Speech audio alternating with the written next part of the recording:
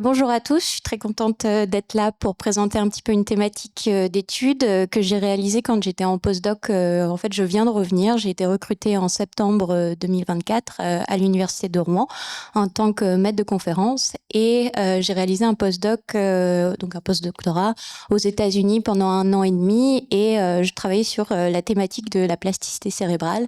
Et donc, je vais vous faire un petit peu un état de l'art sur cette thématique. Je vais pas pouvoir vous présenter de résultats pour l'instant parce que c'est un travail qui est encore non publié, donc je peux pas trop montrer de data. En tout cas, du coup, j'ai choisi un titre grâce à Marilyn, elle m'a aidée, sur un petit peu ce jeu de mots qui est une plastique fantastique, parce que vous allez voir que le cerveau de l'enfant à bien des niveaux est incroyable dans sa capacité de plasticité. Et pour vous montrer un petit peu ça, eh bien, j'ai pris cet exemple qui est extrêmement parlant d'un enfant qui a fait, donc d'un nouveau-né, qui a fait une ischémie cérébrale bilatérale pendant les trois premières semaines de vie. Et vous voyez qu'en fait, cet enfant a perdu plus de 20% de son volume cortical. Donc c'est énorme. Et pourtant, c'est un enfant qui a eu un développement neurologique dit normal pendant l'enfance et qui maintenant a plus d'une vingtaine d'années. Donc il est diplômé d'une école technique et il a un poste dans l'industrie automobile. Alors on pourrait se dire, mais comment c'est possible avec des trous aussi gros dans le cerveau? Et pourtant c'est possible. Et en fait, ce qu'ils ont fait, ce sont des IRM fonctionnels quand il avait 12 ans, et ils se sont rendus compte que dans son cerveau à lui, eh bien les zones motrices, notamment de la main gauche et de la main droite, ont été soit déplacées vers l'arrière du cerveau, soit se sont mises au niveau du temporal. Et en fait, quand on met sur un cerveau qui est dit sain, eh bien par rapport à un contrôle, vous voyez que par exemple la zone qui permet les mouvements de la main droite, eh bien elles sont en vert ici au niveau du cortex sensorimoteur chez les contrôles. Eh bien chez notre individu, eh bien elle a été décalée vers l'arrière du cerveau. Et ça de la même manière ça se passe aussi sur la main gauche, où là vous avez globalement quand même de l'overlap, mais un petit déplacement aussi en temporal. Donc, ce qu'on voit ici, c'est vraiment une capacité intrinsèque qu'a notre cerveau de se réorganiser, de réorganiser sa fonction, de réorganiser sa composition pour pouvoir un petit peu répondre à des stimuli de l'environnement et à des lésions ici dans ce cas. Et en fait, vous avez différents types de lésions, de plasticité cérébrale qui vont arriver à différents moments de la vie. Vous allez avoir la plasticité dite développementale, où là, en fait, elle émane de la maturation naturelle et physiologique du cerveau. Donc, vous allez avoir de la naissance jusqu'à l'adolescence une maturation progressive du cerveau qui va permettre d'engendrer donc un développement de nos circuits neuronaux pour acquérir tout ce qui est nos sens, la parole, le langage, et puis tous les processus d'apprentissage et de mémorisation qui nous permettent à l'âge adulte de pouvoir vivre en société et se débrouiller seul.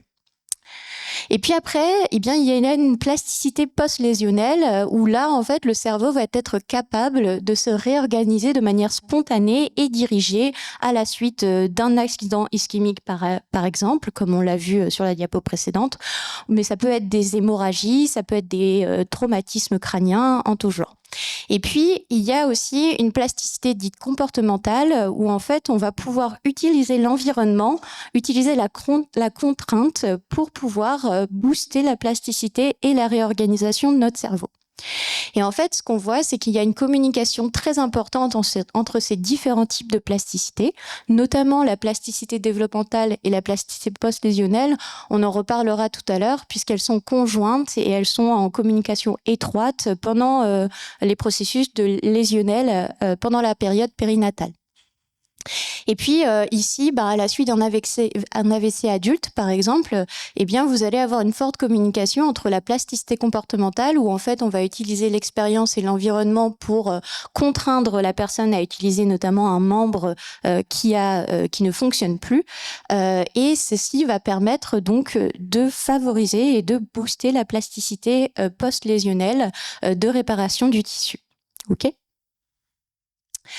Mais aujourd'hui, nous, on va plutôt s'intéresser donc à la plasticité post-lésionnelle, notamment à la suite d'accidents ischémiques. Et je vais essayer de vous montrer à quel point le cerveau de l'enfant est incroyable dans sa capacité de réorganisation. Et pour ça, je vais vous donner quelques données épidémiologiques. À la suite d'un AVC, chez l'adulte, c'est une personne sur 5 qui va décéder dans le mois qui suit l'accident vasculaire.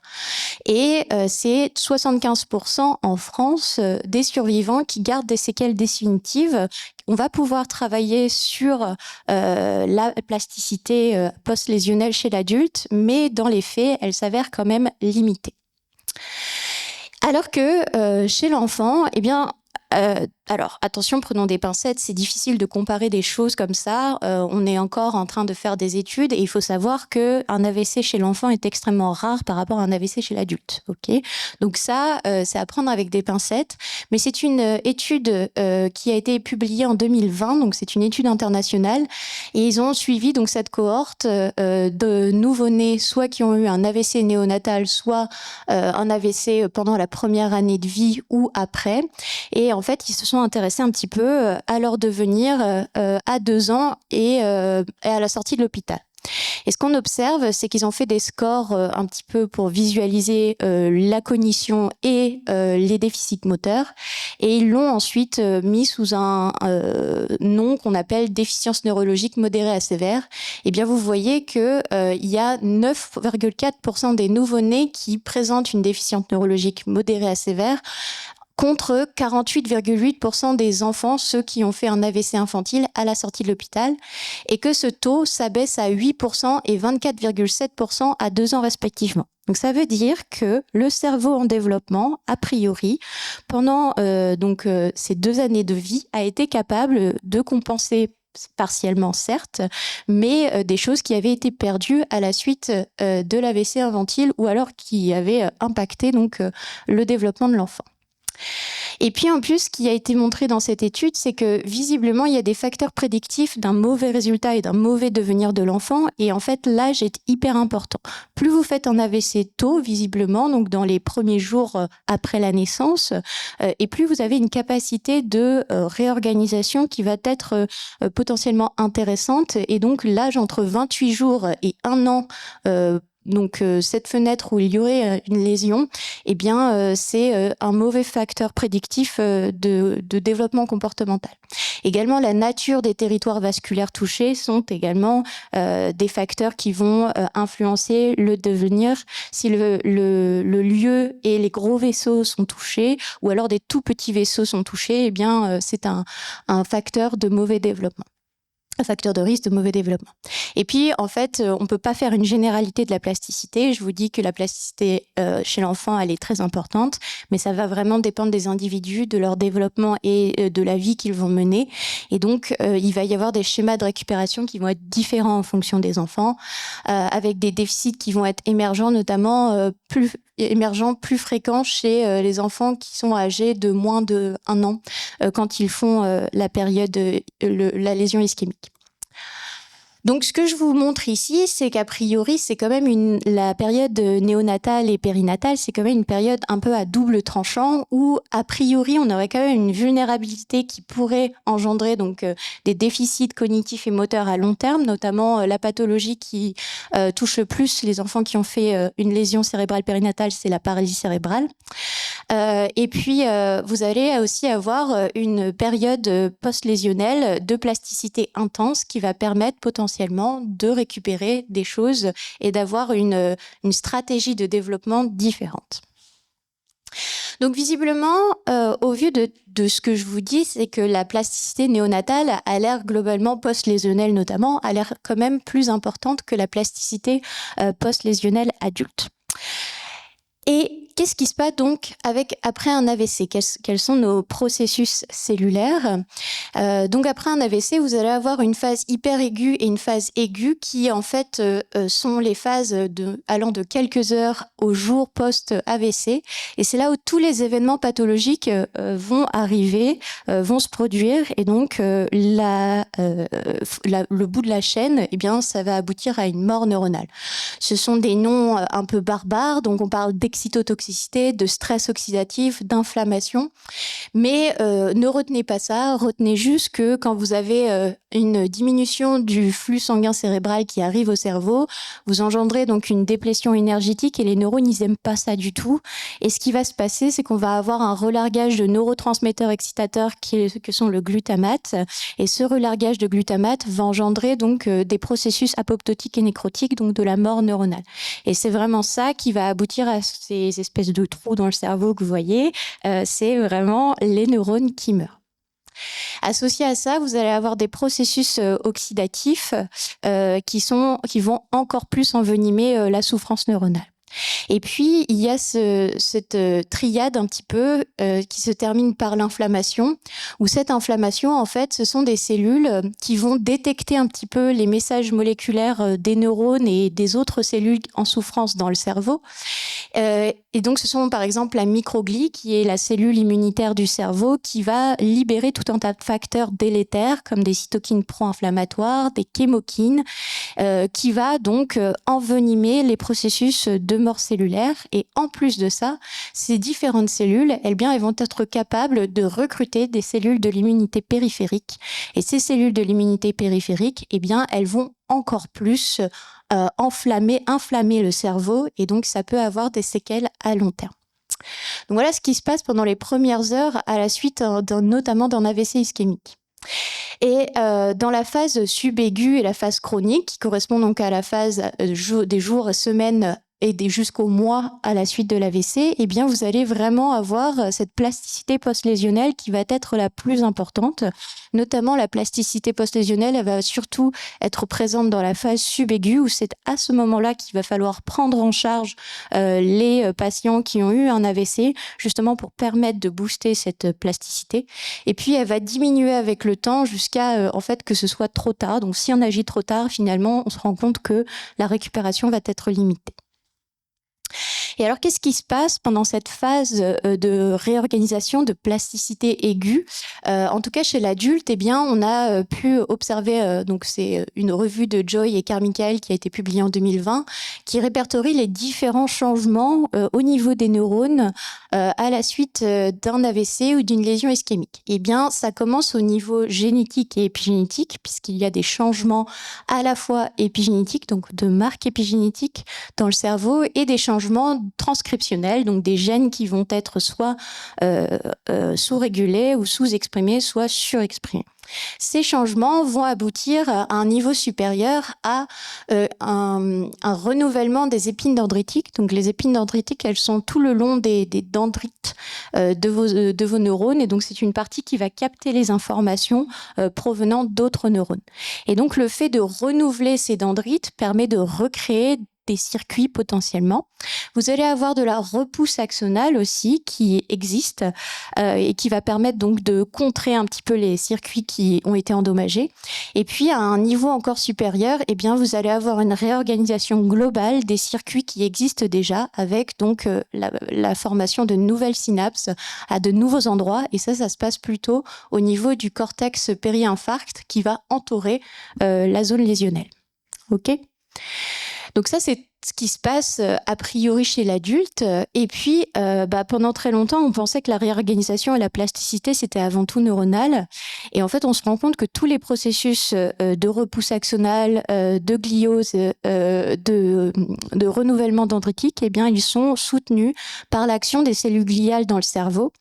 Et ces cellules gliales, donc on peut compter les astrocytes et la microglie. Et en fait, je vous en ai parlé tout à l'heure, la microglie, elle va avoir un rôle un peu binaire, où en fait, dans les premières zones après l'AVC, les premiers moments après l'AVC, elle va être plutôt délétère, si je peux simplifier, où elle va libérer pas mal de choses, de facteurs délétères pour le cerveau et pour les neurones. Et à un moment, elle va passer dans un phénotype dit anti-inflammatoire, où elle va être plutôt actrice de la récupération, notamment de la repousse axonale et du renouvellement dendritique. Et puis, en fait, vous avez également les astrocytes. Et ces astrocytes, ils sont connus également pour soutenir la transmission neuronale. Et ces deux facteurs, ces deux cellules, en communiquant toutes les deux ensemble, elles vont être capables de s'auto-diriger vers un phénotype qui va favoriser la récupération en libérant des facteurs de croissance, des cytokines anti-inflammatoires. Et les astrocytes vont aussi porter des transporteurs qui vont être capables de recapter le glutamate en excès dans le cerveau, dans le milieu extracellulaire, et donc favoriser le retour à une homéostasie. C'est un gros mot pour dire un équilibre biologique plus favorable au cerveau. Et puis, il y a un troisième acteur qui sont les précurseurs d'oligodendrocytes. Donc, les oligodendrocytes, quand ils sont matures, ils sont capables de créer cette gaine de myéline qui va favoriser donc l'influx nerveux, la transmission de l'influx nerveux, et qui va aussi protéger l'axone et va avoir un rôle nourricier. Et en fait, dans le cerveau, il y a toujours un pool de précurseurs d'oligodendrocytes qui sont là en soutien au cas où il y aurait une période de démyélinisation, un problème de perte axonale, pour pouvoir se différencier en oligodendrocytes matures et permettre de remyéliniser les nouveaux axones qui se forment. Et en plus, ces précurseurs d'oligodendrocytes, de plus en plus, on montre qu'ils ont un rôle un petit peu d'immunomodulation, et donc ils vont participer également à la communication avec la microglie et les astrocytes pour favoriser donc des phénotypes probants pour la récupération. En tout cas, du coup, je voulais vous parler de tous ces mécanismes qui sont soi-disant, à la base, on pensait que c'était que le neurone qui agissait tout seul, mais sans ces différentes cellules, vous avez des mécanismes qui sont non aboutis, et donc les cellules gliales sont extrêmement importantes également pour les processus de plasticité. Mais alors du coup, qu'est-ce qui peut expliquer un petit peu cette plus grande capacité de réorganisation qui serait observée chez les enfants à la suite d'un AVC ? J'ai pas de réponse claire à vous apporter parce que c'est une thématique de recherche qui est en pleine explosion, et on essaye de plus en plus de comprendre comment fonctionne la plasticité chez l'enfant. Mais on a plusieurs hypothèses, donc je vais vous en parler aujourd'hui. Mais avant tout, je voulais vous montrer que on va pouvoir étudier ce processus de plasticité en permettant en réalisant des modèles animaux, parce qu'il est possible de faire une analogie entre le développement cérébral chez l'homme et le développement cérébral notamment chez les rongeurs, chez la souris ou chez le rat. Et de cette manière, en fait, on va pouvoir recréer, ou en tout cas mimer ce qu'on observe chez l'homme, chez la souris, en réalisant donc des lésions soit ischémiques, soit des hypoxies ischémiques. Il y a tout un tas de modèles de lésions périnatales qui existent. Et aujourd'hui, moi, je vais me concentrer sur l'ischémie. Et vous voyez que dans cette période un petit peu périnatale, on va avoir tout un tas de processus de maturation du cerveau qui arrivent. Donc ça va être la synaptogenèse, donc la formation des synapses pour créer nos réseaux neuronaux, la gliogénèse, donc la maturation des oligodendrocytes, et pour permettre notamment la myélinisation. Donc à partir de là, en sachant tout ça, on peut émettre l'hypothèse que le développement cérébral physiologique représente, du fait de tous les processus de maturation qui sont en cours, un moment propice à la plasticité post-lésionnelle. Et en effet, on peut se dire qu'a priori, il va y avoir une neurogénèse post-lésionnelle qui sera boostée peut-être à la suite d'une lésion ischémique périnatale par rapport à une lésion adulte. De la même manière, la synaptogénèse, du fait du manque de maturité du cerveau, va peut-être être plus facile à réaliser. Et c'est pareil pour les processus de remyélinisation, puisque les oligodendrocytes sont toujours en train de maturer, et donc il va y avoir une possibilité de myéliniser plus forte qu'à l'âge adulte. Et donc je vais vous montrer une étude qui vient d'être publiée par une équipe japonaise en 2024, où en fait eux, ils se sont exactement posé cette question-là, et ils ont dit, puisque c'est ça, on va faire un modèle chirurgical d'AVC ischémique, et pour ça ils ont électrocoagulé, donc ils ont stoppé l'arrivée de sang au niveau d'une artère cérébrale que l'on appelle l'artère cérébrale moyenne, et ils l'ont fait chez des souriceaux à 13 jours de vie, et donc qui correspond à un enfant de quelques années, et chez des adultes donc à 8 semaines de vie, donc qui représenteraient un adulte humain. Et donc, ce que je voulais vous montrer ici, c'est que sur ces tranches de cerveau de souris, eh bien, vous voyez que la partie en blanche, c'est la partie lésée, donc ce sont là où les neurones sont morts, et la partie rouge, ça correspond au tissu vivant.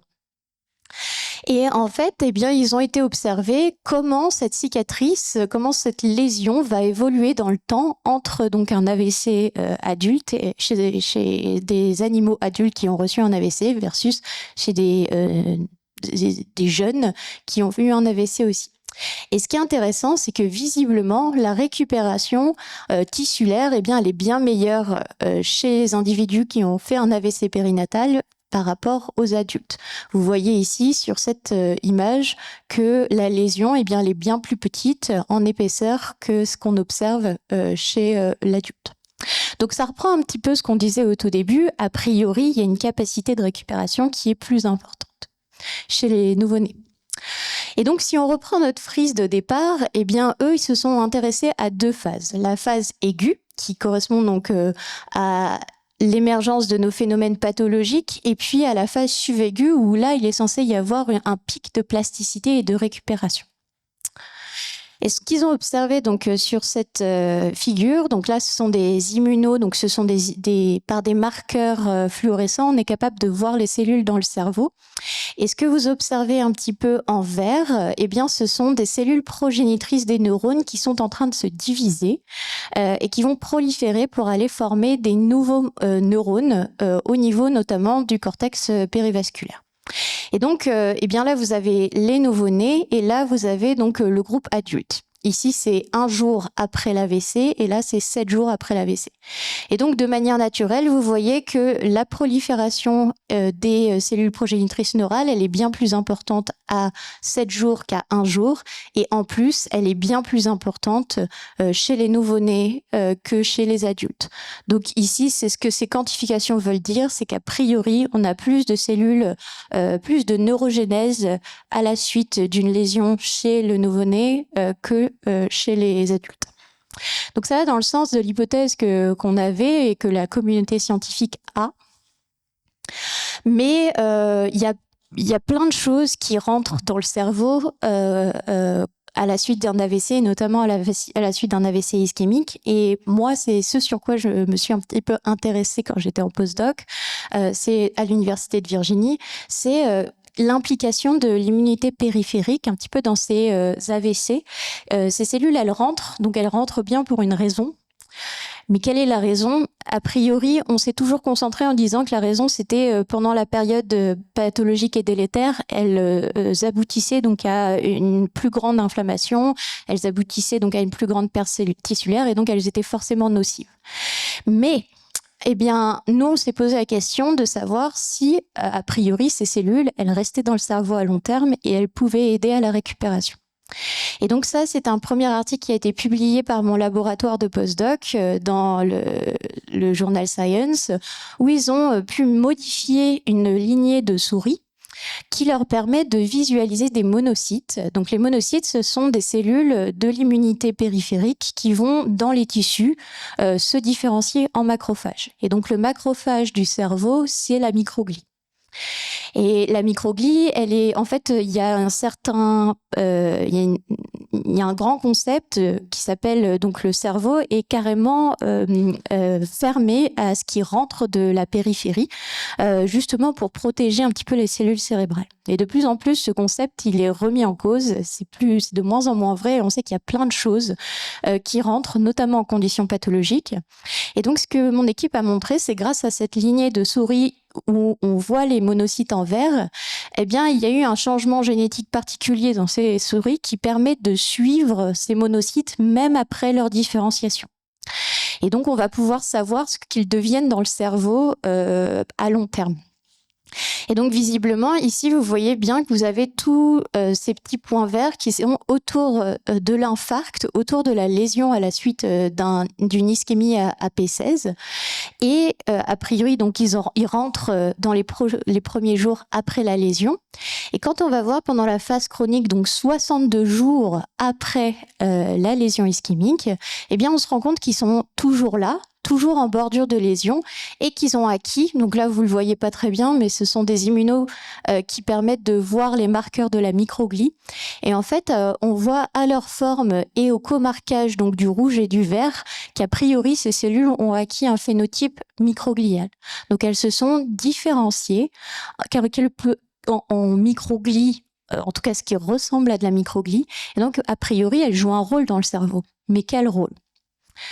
Et donc ça, c'est la question qu'on s'est posée. J'ai pas la réponse, je vous le dirai pas aujourd'hui, désolée.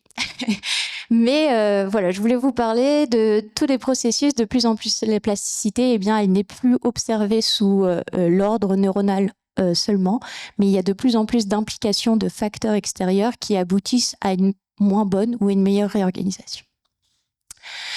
Et vous allez me dire, mais pourquoi on fait ça ? Pourquoi on essaye de comprendre les processus de plasticité ? Eh bien, la plasticité, c'est ce qui va nous permettre d'agir au niveau thérapeutique et au niveau de la clinique pour permettre une meilleure récupération, notamment à la suite d'AVC adultes, mais aussi chez l'enfant, puisque l'enfant est en plein développement, donc il va falloir l'accompagner, trouver des stratégies pour vraiment permettre un petit peu le meilleur développement cognitif et moteur de ces enfants.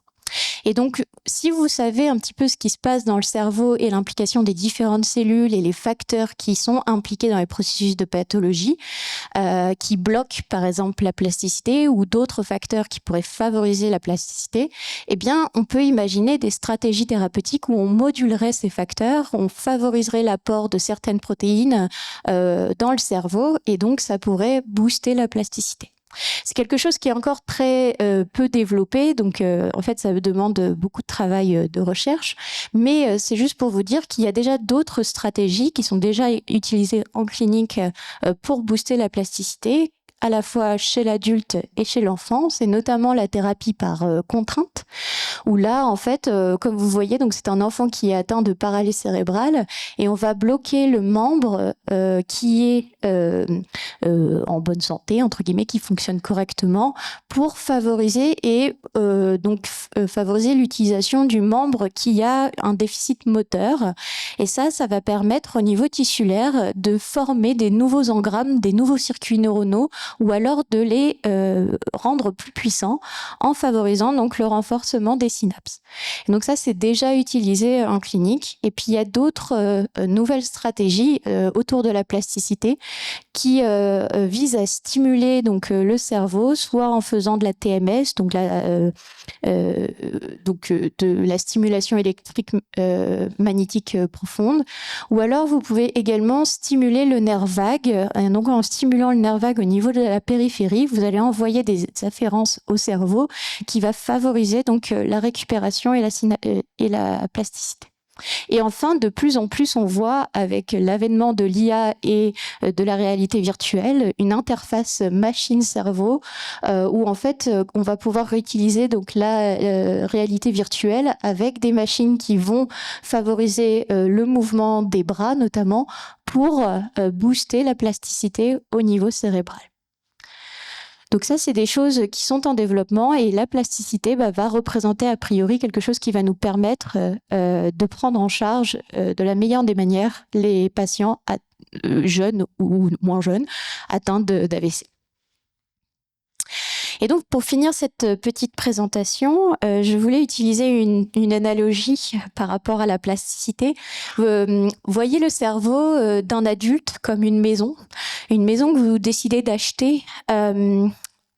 C'est une maison qui a du charme, c'est une maison qui a du chien, elle a plein de choses qui sont intéressantes. Mais dans les faits, eh bien, si on prend une chaumière ou une maison à colombage qu'on adore à Rouen, eh bien, pour faire des travaux, il va falloir se battre parce que tout est classé. Il va falloir récupérer exactement les mêmes vitraux que vous avez eu à l'origine, etc. Et donc, c'est des processus qui vont prendre plus de temps, qui vont être limités et vous allez rapidement avoir du mal à refaire ce type de maison.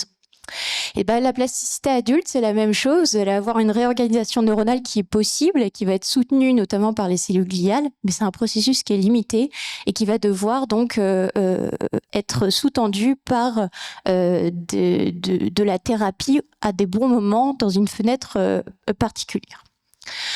A priori, eh bien, la plasticité néonatale et pédiatrique, son avantage, c'est que ça pourrait ressembler à une maison ou un terrain que vous achetez vous-même et vous construisez votre maison a priori à partir de rien.